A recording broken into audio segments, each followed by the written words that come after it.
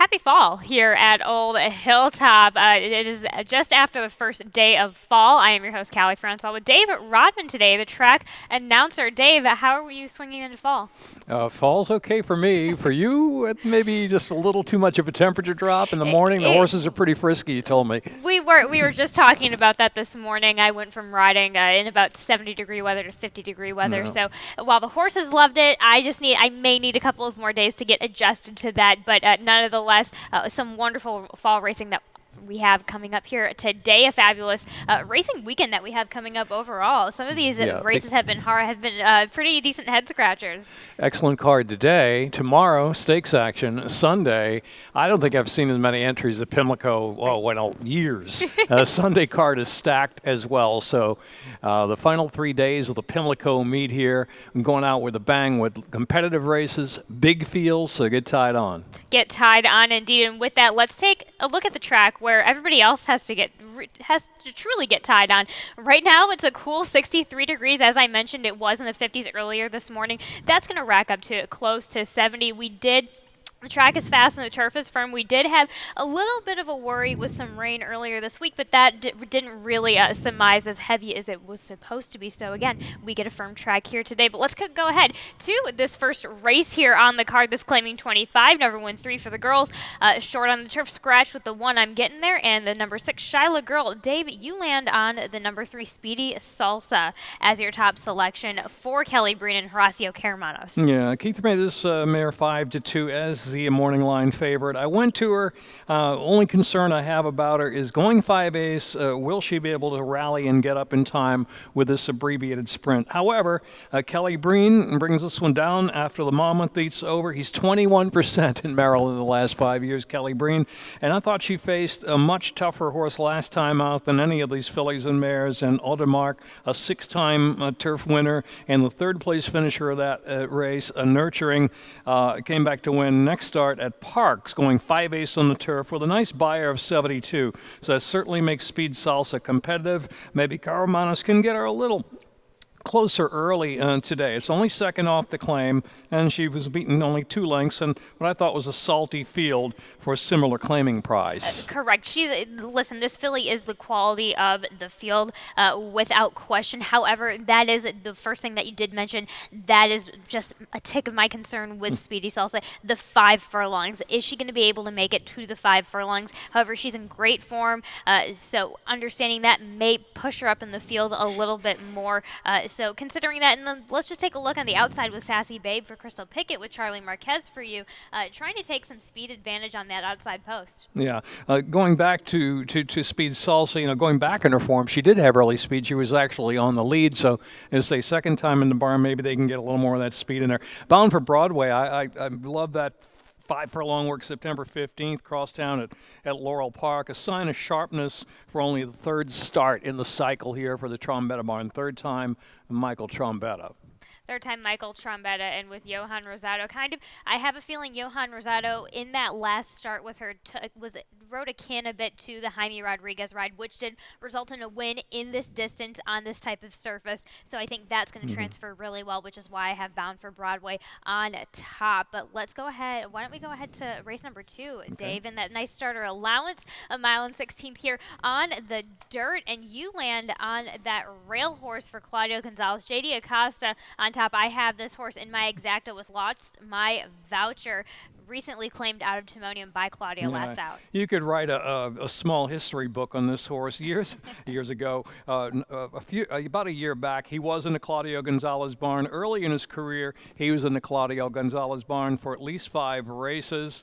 He was second last time out and reclaimed by Claudio to a horse named Assembly Point, who's won 3 races in a row at Laurel Timonium and here at Pimlico. So second behind a sharp 9-length winner last time out, who's really in form. But going on the Wayback Machine, horses don't even, the lines that don't even appear in your racing form. I remember this horse being a little obstreperous at the starting gate. They finally did geld him back in 2021. So I'm hoping that Lost My Voucher sees some of his old self come back and he's well behaved going to the gate in the post parade. That's critical here, but a reclaim by Claudio Gonzalez. Money in the Banksy, I thought, ran big last time out by a horse named Curlington, who came back to win. That horse is a 5-time winner this year. And Krakenwagen, of course, with that big, gaudy 84 Bayer number at Laurel, July 31st. Wow, where did he get that race from? I know he's run a big number in the past in the 90s. That was on a muddy track, perhaps mud enhanced. But, you know, he's going to try to go to the front today, right? And I can see maybe that's your angle. You're hoping he repeats that race. That is. I do. It's not. I don't bank that he's going to repeat that race. I don't expect him to repeat that race. But if he can get close to anywhere and not bounce too hard. Now, looking at the range of this horse's performance numbers, they're pretty tight. They tend to stick around. So either way, Krakenwagen he's showing up to the game. He's going to be putting in a solid effort. And again, you have Angel Cruz who has been on him before, albeit unsuccessfully. But with that saying, we do have a little bit of time before this first turn here over at Old Hilltop. So hopefully giving Krakenwagen enough space to kind of get up there in front and just give the horse a bit of a fighting chance. Maybe he loved his new shoes. The short comment. Possibly. Fixed shoe. Before that race, and he drew off. Honestly, I don't think I've ever seen. Well, I've seen obviously this horse has done, but a small percentage of horses that get the shoe repair in the paddock. How many of them win? I don't know. It does something mentally to them, maybe, right? Sometimes it kind of. In his stance, it probably took a little bit of his mind off of everything that was going on around him and could have relaxed him a little bit even before the rider hopped on, which usually never happens here at horse races. But we both lean up Ghost Stalker underneath, Ricky Silman, Davian Toledo. But race number 3 is that, again, we do have a short on the turf event. We don't get to see a lot of these 5 furlong efforts on the turf. We only really get to see them at Pimlico, so I really, really enjoy these types of races here. In the starter optional 20, a scratch with the 1, the 6, and the 7. The 1 and the 6 were significant scratches. I had the 6 on top, but I replaced that with the number 5, Zermad. But you go ahead with Ballistico for I just scrolling down to Saranagle to Haven Toledo, and just making a couple of nice efforts recently at Colonial and jumping up to that allowance at Laurel. Basically on his consistency. You know, the 7-year-old shows up just about every time. The barn's hot this year. The win 2 back at Colonial, solid race there. Open 10, produced 3 next out winners, so that's been a key race. He did come back to run second to what was a loose speed and Premier Choice, who ran a big race that day and going gate to wire. Today, I think he's got a little more speed in front of him, one of them being Zeramid. I'm fearful of him and flaunting that early speed and holding on in the late stages, but he's going to get out there, so he's got to have a decent setup. Always something's got early speed as well. Battle Bus has been known to battle up front. And there's a sharp horse in here who's won 2 races 12 days apart named Filigree. You might have to fear a little bit too. He always could be in a good closing stance. His numbers don't stack up to some of the veterans in this race, but 3rd in the cycle here, 4th in the cycle for Justin Nixon, looking for 3 in a row on the turf. Interesting race pace-wise. I would think that maybe Zeramid's the speed of speed, no? I do think he is the speed of the speed in this race, which is, I don't normally go for these horses that are out-and-out speed horses, but again, you're talking about 5 furlongs on the turf. That's massively different than 5.5 on the turf, which is what we're usually used to seeing up here in Maryland. But we see these 5. I feel like you take away that 16th of a mile, and it changes the dynamic completely. So this is where you do, especially in a field with a lot of enough of closers. I just feel like this one is legitimate speed. He's not a brave speed. He's gotten a little just bit unlucky, because as soon as they catch up to him, once he runs his race, he runs the first 3 quarters of his race, he's essentially thinks that he's done his job. So that's going to be the game plan again today. Victor Carrasco on the lead on the turf, long or short. I gotta love it. Yeah, well, it depends on what Always Something does early. He looks like he's got some early lick. And what was the other horse I mentioned? Battle Bus, perhaps, as well, who's beaten my top pick, Ballistico, by the way, as well. He seems to be kind of a one-dimensional horse as well. Battle Bus, a need-the-lead type, or runs his best race when he's gotten the lead. But he hung in there well, 3 back at Colonial behind Lentano, and was just behind Ballistico as well. So he's got a little bit of heart, even though he might lose the battle for the lead. Battle Bus may hang around for a share. But I'm going with a consistent horse who I think's going to get a great trip there on the outside, Ballistico. Ballistico. Race number 4. starts both the pick six and the middle pick four. We're going to take a look at my pick six first. I do have a bit of a cheaper ticket today. It's one of those days where I felt like you had to go liberal or conservative with it, no pun intended. But going on to these races, race number 4, big scratches with the 1 and the 6, Stylish Rags, Rockin' Hippie Chicks. So Joe Mike Jim hasn't been convincing enough for me, but I have to go with this horse in this race. Just not quite enough of a standout for me. But race number 5, only reason I include the 1 and the 3 is in case the 2, Basta Flash, gets an unfortunate trip. Race number 6, I have the 1 upcoming Feliciano Jr. on Star on top, but this is a test for this one, so I have to have some backups in this allowance optional claimer 40 event that the horses enjoy, that with these horses in that field that do enjoy Pimlico. Race number 7, if I could have gone wider, I would have, but it was a bit of a head scratcher for me, but keeping Margie's Heaven is a great way to stay possibly safe in this ticket. Shaka Boom with Charlie Marquez has been riding a lot of those Solomon horses lately that is a barn who does like to send. So right now with Charlie's going to be hitting this need the lead type very well, and you have to pick the right type of speed, so that's the one I decided to go with. Race number 8 is my price play, Kendama, appreciating training off of a bit of a quieter training center, but this is a wide open event, so I extend a bit in this consistent field. In race number 9, Inner Nightcap, I just go with Golden Gully. The horse finally got what he wanted last time out, long on the dirt, coming from off the pace. This is a Gary Cap, a nice barn stat of 38% second off of the layoff as of lately. So I go in with like a bit of a conservative $38 ticket. But now we go from my pick 6 to your middle pick 4. You're making me look like a high roller with a $24 ticket today, I'll tell you. Right? I saw $38 and well, that's you know. I tried this time. I tried Okay. to stay conservative. Keith usually gets after me if it's over $60. Okay, so. yeah. Okay, so the 6th race to me is kind of the key race of the day. Or not only the pick 6, the pick 5, the pick everything, and also just an interesting race in general because Mo Money Mo Honey is looking for 3 straight. He's been very convincing in a couple of starts, and leaps and bounds improvement in his buyer figure in that 109 and 2 raw time run at Laurel. A handy win debut, but maybe a real test for him today with some other speed in the race. So I think that's really the key to everybody's wagers today when you're dealing with pick 4s, pick 5s, pick 6s. So I went too deep in the first race, so the 3 and the 4, Claudio. In the second leg, I think that the 2 is probably the most likely winner, but there's some couple of question marks in there, so I tossed in the 3 and the 8. We'll get to that when we get to the actual race. 6th race, that's the Mo Money Mo Honey race, very interesting. And the 7th race has a bit of blow-up potential, so of the 7 horses in the race, I used 4 of them.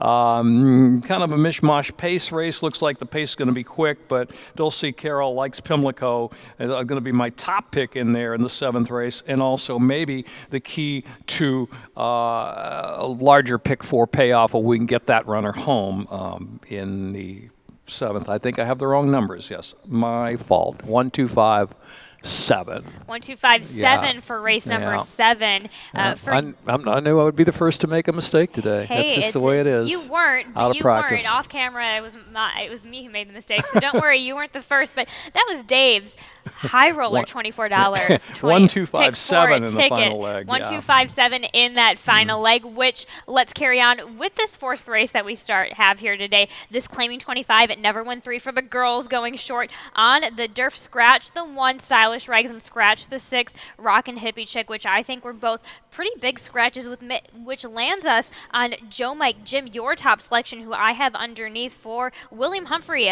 starting to get his foot in the door for Claudio Gonzalez. Yeah, Claudio's got 2 in here. Monmouth Meat's done, was leading trainer up there, and I think you're going to see a lot of these horses come back from the Monmouth Company down to Pimlico to Laurel, and I went the 3 instead of the 4 because I thought that last race was a bit tougher field. Bourbon Rebellion was an in-hand winner.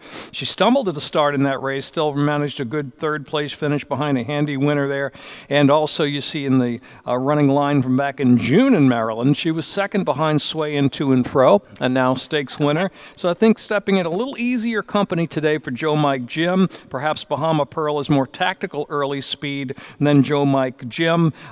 She was a good second at Monmouth, and the breeding abbreviated 5.5 furlong sprint. And looking at the race now, especially with Rockin' Hippie Chick out of the race, maybe she can get a little lonely up front and hang on. And there is a possibility for that. Like I said, Rockin' Hippie Chick, a scratch of the 6.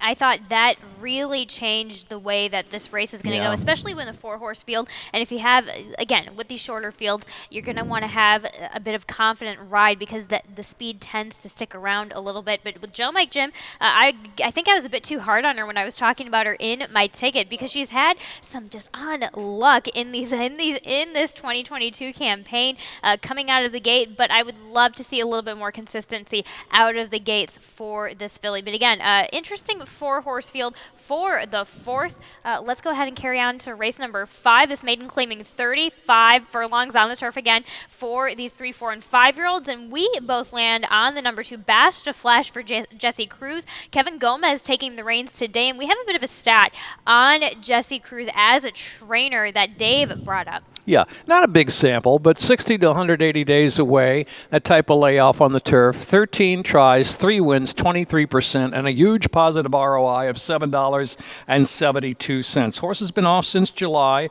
and it's only turf run for maiden 45. Reasonable spot today on the comeback, and it was a tough race. Pick and Seaglass, the winner, in a big effort next out, an allowance race, and 3 winners out of that race. So, stat, triple key race, ran 3rd behind a decent horse there, and Pick and Seaglass, I think, is in again this weekend, right? If I saw the entries correctly, right? Yes. So that was the reason there. I'm not a huge Flintshire fan, honestly. The sire, Flintshire. Oh, but, yes. I just think that the horse fits in this spot. The horse absolutely fits in this spot. He had a bit of a. That was a bit of a circumstantial go in the long on the mud at Belmont, so you kind of want to take that away from the horse's history. You come next time out. This horse was on the rail, had a bit of a rail trip, got tired, took a lot out of it, and as you mentioned, that great stat. Again, Jesse isn't running. He's not running. He doesn't have this seismic stable that he has yet, so not a lot to go off of. But he's showing, it's showing him positive ROI. He is 23% first after the layoff. This one was entered on the 12th of August in Laurel, but it was an off-the-turf event, so he decided to scratch. Yeah, and signaled the readiness, too, with the early September work at Monmouth, 5/8 and a minute 1 3/5 of a second. So it looks like they're actually trying to put maybe a little more speed in this horse. Yep.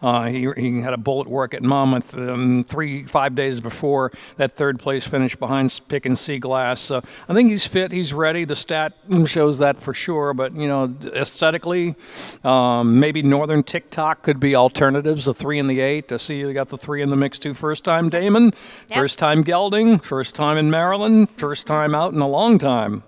And we get a fall day. This horse has been running down at Gulfstream Park during the spring. It was still plenty hot enough. So again, picking a nice day to come back in this autumn season for Damon Deal DeVico. You also go with the number, as you said, you go with Northern TikTok for Ollie Figgins, which I appreciate that.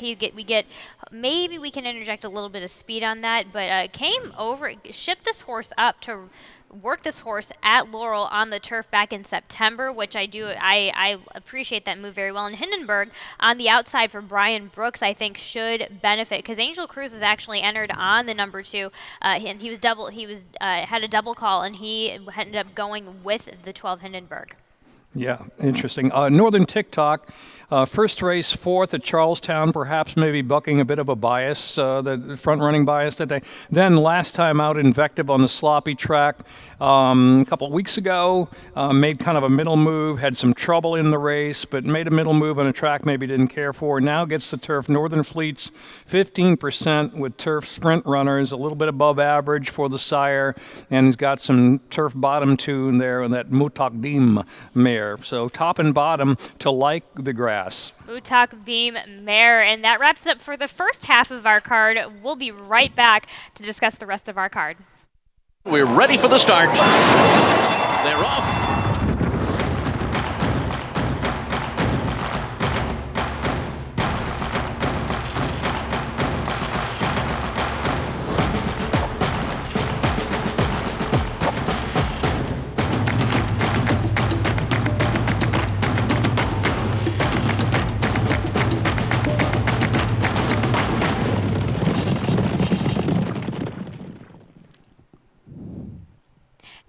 convincing allowance optional here. 6 furlongs on the dirt.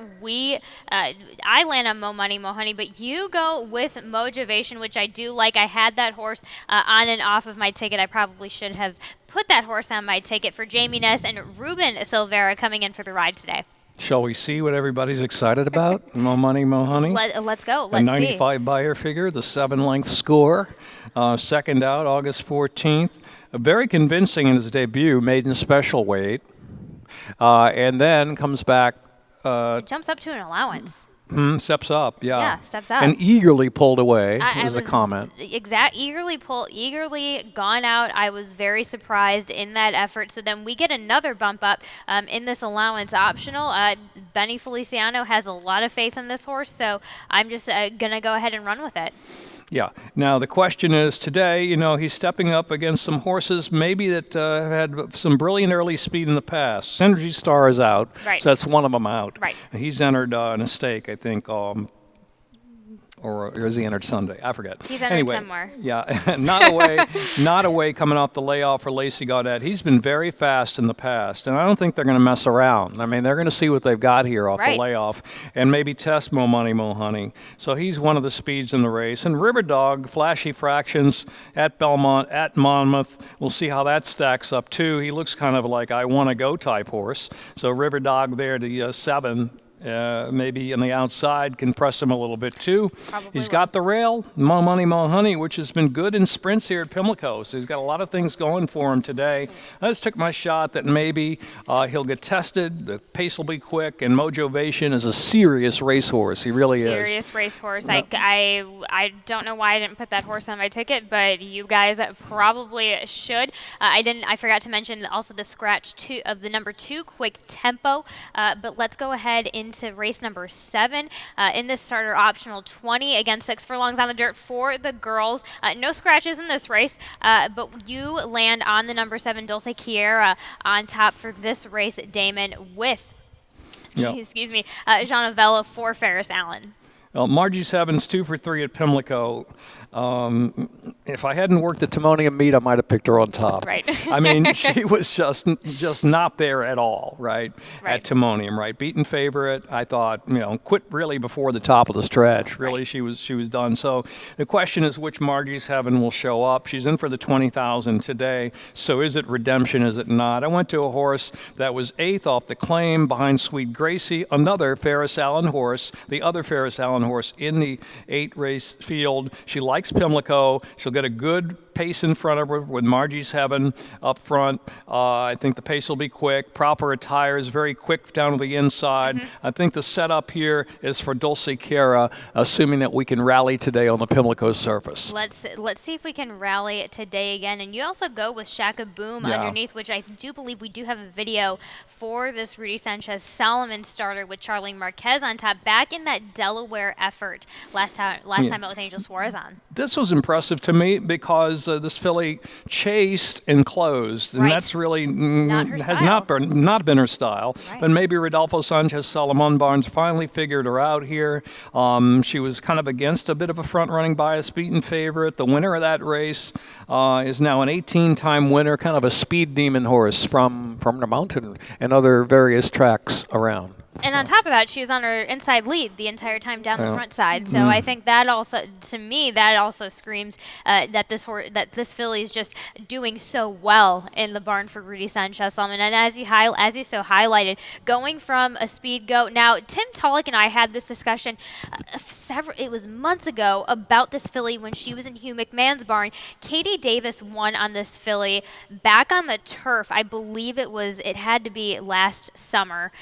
And how it happened was that this filly was bulldogged into getting behind horses and keeping her within pace. And it seems that she's relaxed a little bit now, but that seems to be what makes this filly tick. And that's really what I enjoy about this filly so much, which is why I put her underneath. They have some options with her, right? Yes. Do they want to play Suicide with Margie's Heaven up front? She's pretty quick. Correct. Or do they want to try that come from off the pace tactic like they did at Delaware last time out, kind of against the bias and against a 18-time winner there in Opiongo. So, if she's part of the early lick, it's only going to help Dulce Quiera, but if she's not, then maybe she can rate and complete a good exacta, for me. A good exacta for you. Let's find out if this is going to work for you, Dave. Race number 8 is See how it works out. See how it works out. But let's go on to this allowance optional 40, a mile and 16th on the dirt scratch. The Uncle Irish, the MTO, and then scratch the extras 14, 15, and 16 with Boats Are Rockin' Dominant, The Moment, and Clint Maroon, which leaves the number 6, Never Explain, on top for you, Dave. The Shug McGahee blinkers on with Forrest Boyce, hopefully to much improve off of that Saratoga effort last time out. You see all those numbers up there? You got 5246. I've got 6541. I won't argue with any of them. Man, Exactly. This is a wide open race. Yes. Right.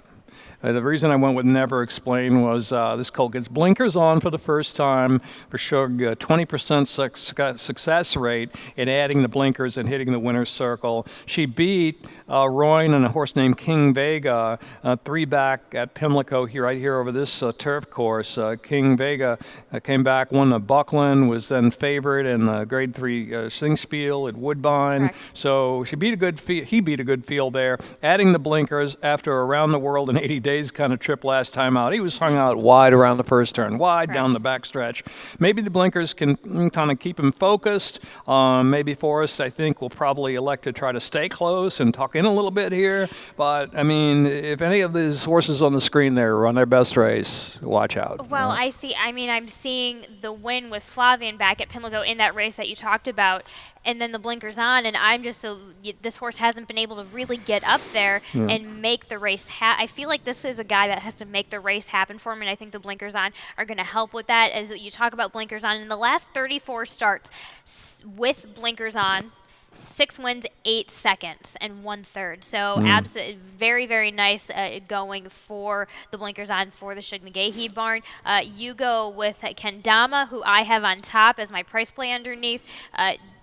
With this one, watching it ever since Madison Myers got this horse into the barn, this horse has been not quite chasing the pace, but watching in these replays, I'm looking at this horse, and it's like, oh, he's a bit of a grinder style, but then you look back in these Tampa efforts when Delacour had him, and this horse is coming from off the pace and making a nice run at it. So I'm kind of banking on it if they change the pattern a little bit, and if they don't, this horse still runs a respectable race. Yeah, Madison Myers gotten him back and better than his best number back in the Delacour barn back in 2021, so he's been kind of a rehabilitation project, right? Nice job there by the barn.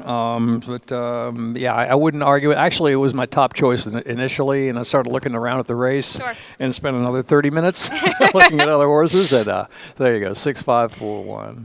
65414. Dave Rodman 5246 for me in that wide open mile and 16th affair for the boys. But let's get into our nightcap.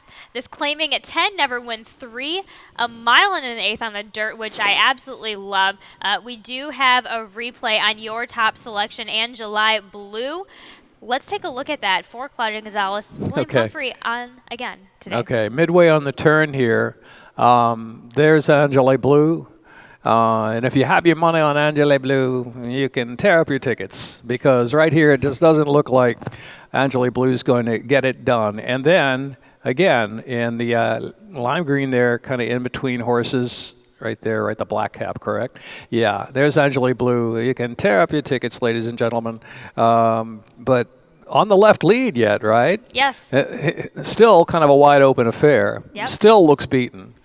Anybody's race, and then still digs in to win. So I think this horse has a lot of heart. First time in the Gonzalez barn, 4th place finisher, came back to win out of that race. Checking out the race this morning, and 2 back was a couple of lengths beaten by a horse named Garoppolo, who had run at a much, much higher level than that $14,000 tag on August 13th at Monmouth. So this might be a timely claim here for Claudio. First off, the claim always a strong stat, and has worked the horse 5A since the claim. A nice 102 workout, just putting a little more stamina of into him off the claim here. I don't know. Accelerator, I think, is the main danger. Buck Tobias closing that weekend. It was at Timonium.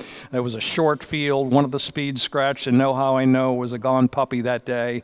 And I thought the horse closed pretty nicely into very little pace. So 7-1 in the finale. 7-1 in the finale, and that is our 9 race card that we have here for Friday. Let's go on to a couple of events that have happened over the course of the time.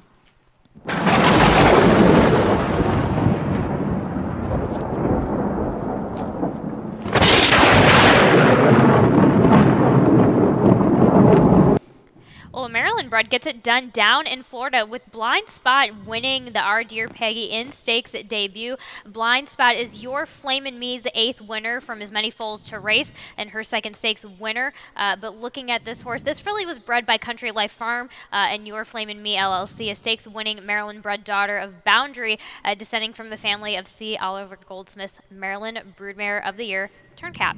So it's just always nice to see Maryland horses continuing to run well all over the country, no matter what. And speaking of Maryland, we have some award. I do have an award nomination with the Joe Kelly Unsung Hero Award. With this one, this is honoring Joe Kelly, who was the first and only publicist for the Jim McKay Maryland Million Day Racing Program. For eligibility for this, has to have demonstrated a particular commitment, impact, or contribution to the thoroughbred industry or equine community in general, and has had to have been involved in the thoroughbred industry in Maryland for at least 5 years. Nominations are due by October 1st, but let's carry on to some stakes that we have going on tomorrow. We have some a nice couple of 4 stakes races coming up in the Sensible Lady Turf Dash, the Laurel Dash, the Polynesian, and the Weather Vane Stakes, all $100,000 stake listed stakes here, totaling in just under $500,000 in purses here. Dave, I took a look at that card. Some interesting races coming up on Saturday. Yeah, well, the Sensible Lady, you've got Miss J. McKay, a very quick mare, Robin Sparkles, kind of a rematch in that race too between Can the Queen, who won the very one here at Pimlico, and Honey Pants in there. First of many competitive races tomorrow afternoon. And then what else do we have? The Weather Vane. The Weather Vane and the Polynesian. Yeah, good luck in the Weather Vane. I don't really have a strong opinion in there. And then you've got a very, very tough race in the Polynesian. Yes. Where in some solid older horses here. Michelle Giangulio shipping down the New York bred 7-year-old Seafoam, a 10-time winner, down here to Maryland for tomorrow's race. But other than that, you can make a case for many, many horses in the race. And then you got the Laurel Dash at Pimlico going 5 furlongs in there. So that race as well with Caratori right away, kind of like the headline horse in here, right? It was he won a turf sprint at Pimlico here back in May. Very quick horse. I wouldn't say he's been off form in his last couple of races. He just happened to meet a horse named Golden Pal last time out. Correct, yeah. In the Troy at Saratoga. So some very quick ones in there in that for tomorrow afternoon. Quick ones in there, and then we also have some quick opinions from Dave on his best bet. Your best bet in race number 6 with the Jamie Ness horse, Mojovation. Yeah, don't hate me, right? Because I didn't pick my money, my honey. But I'm not. We'll see. Mojovation, as mentioned, he's a serious racehorse that ran behind some serious racehorses. If he gets a good pace, I think he'll run well today, and I believe he will. He ran against Sir Alfred James, couple back, and if I can bring the other horse I've forgotten off the top of my head, he ran against Yorliehu last time out. Kind of maybe was against the bias there at Delaware, so I'm going to use him, hoping for a quick pace up front. Quick pace up front, and then goes with the price play in number 7 with the number 7 Dulce Chiara for Ferris Allen. Jonavelle not having the best trip over at Laurel last time out, and hoping for a bit of a resurgence race. Hopefully she's 2 for 2 at Pimlico after today. I don't know. She likes this track. I know that. Yeah. When a girl likes something, she certainly likes something, and let's see if she continues to love Pimlico. We're going to carry on with Dave in just a second for scratches and changes. Good luck.